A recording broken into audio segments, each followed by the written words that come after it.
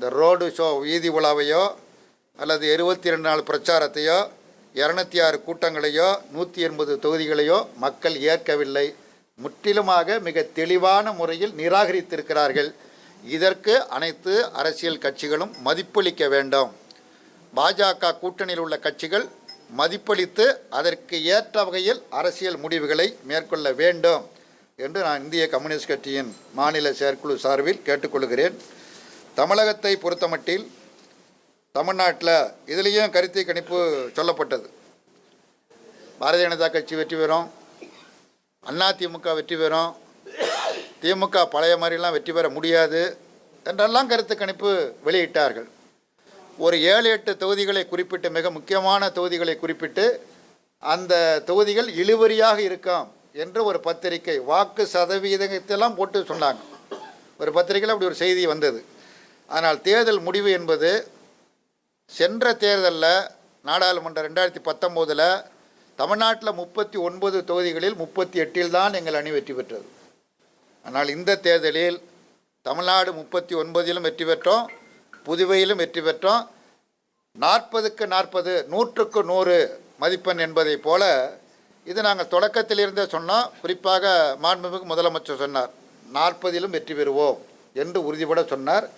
40லேயும் வெற்றி பெற்றிருக்கிறோம். இதற்கு என்ன காரணம் என்று சொன்னால், இந்த அணி திராவிட முன்னேற்ற கழகத்தின் தலைமையிலான மதச்சார்பற்ற அந்த முற்போக்கு கூட்டணி என்பது தேர்தலுக்காக தொடங்கப்பட்ட ஒரு சந்தர்ப்பவாத கூட்டணி அல்ல. சந்தர்ப்பவாத கூட்டணி அமைச்சருடைய நிலை என்ன என்பதை நான் பின்னர் சொல்லுகிறேன். சந்தர்ப்பவாதமும் அமைக்கப்பட்ட கூட்டணி அல்ல.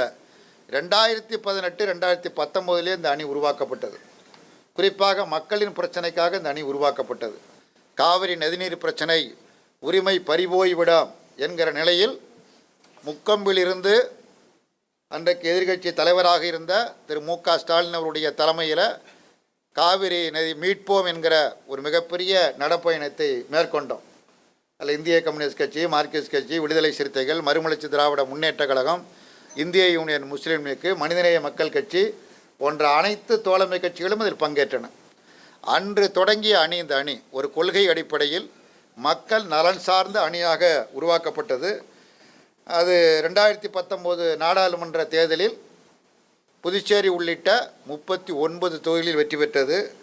சட்டமன்ற தேர்தலில் வெற்றி பெற்றது. உள்ளாட்சி அமைப்புகளின் தேர்தலிலும் வெற்றி பெற்றது.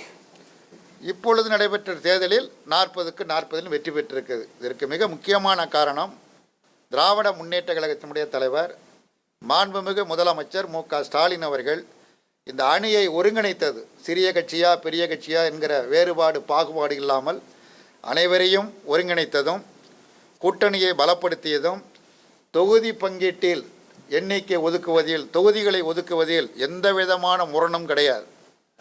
ஒவ்வொரு கட்சிகளுக்கும் உரிய இடங்கள், சென்ற தேர்தலில் எத்தனை எண்ணிக்கை கொடுக்கப்பட்டதோ அதே எண்ணிக்கை.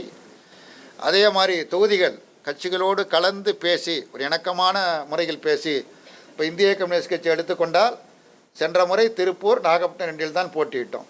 எண்ணிக்கையும் 2 தான். அதே தான் இந்த தேர்தலையும். அதே போல் மார்க்சிஸ்ட் கட்சிக்கு 2 இடங்கள் தான்.